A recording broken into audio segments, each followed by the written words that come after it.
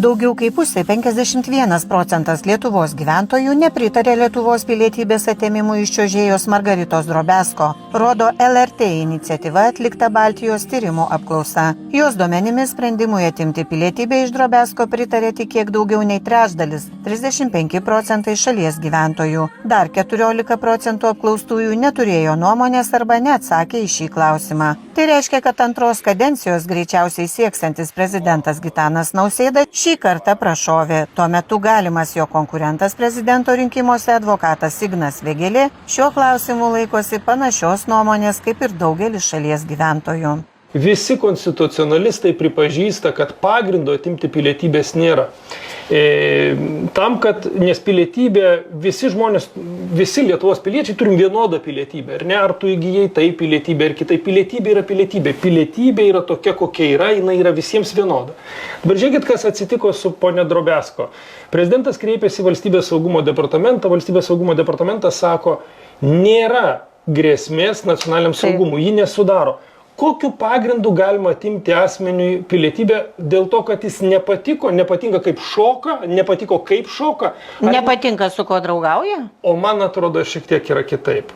Kai ponia Drobesko išėjo ant ledo geltonai ir mėlynai apsirengusi, šalia buvo Povilas Vanagas apsirengęs juodai ir tai įvyko Rusijoje matant milijonams gyventojų. Ir prisiminkite vaizdus, kaip Rusijos gatvėse moteris, močiutė, su geltona mėlyna skarele yra supakuojama ir išvežama į policijos komisariatą. Jūs įsivaizduojat, kokį žygdarbį padarė Drobesko apsirengdama taip ir Povilas apsirengęs juodai. Kaip ją pamokyti, jūs pasakykit? Ar Rusija, apskritai, žiūrėkit, Rusai niekada neatleidžia, Rusijos valdžia turiu minti, vėl ne visi Rusai. Rusijos valdžia neatleidžia už tokius akibrokštus. Kas čia atsitiko?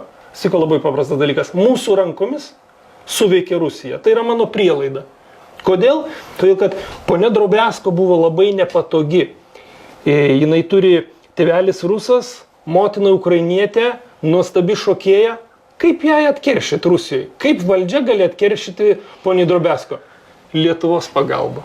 Pilietybė iš Drobesko buvo atimta šių metų rugsėjo 15-ąją. Prezidentui Nausėdai pilietybė iš Drobesko atimti rekomendavo Pilietybės reikalų komisija, kuri argumentavo, esą buvusi sportininkė viešai reiškė palaikymą karą Ukrainoje vykdančiam Kremliaus režimui, be to Maskvoje gyvenanti Drobesko artimai bendrauja su Putinui artimai žmonėmis ir šoka jų organizuojamuose renginiuose. Tiesą sakant, lygiai tą patį daro ir jau daugybę metų Maskvoje su žmona gyvenantis jos vyras Povilas Vanagas. Vis dėlto iš jo atimti pilietybės kol kas dar niekam nešovė į galvą.